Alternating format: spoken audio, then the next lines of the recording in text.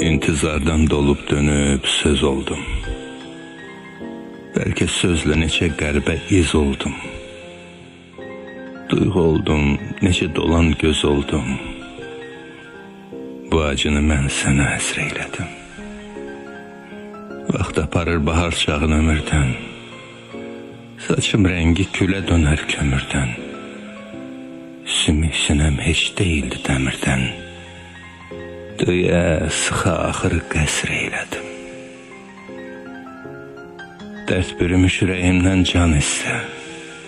Son nəfəsdə məni sağlam can istə.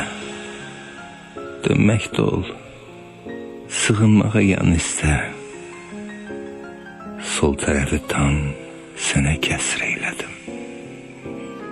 Sənli günü xatirəmə yazaraq, tənhalığı hafizəmdən pozaraq, mən zamanın keçidində azaraq, darıxdığım günləri əsr eylədim. Hey,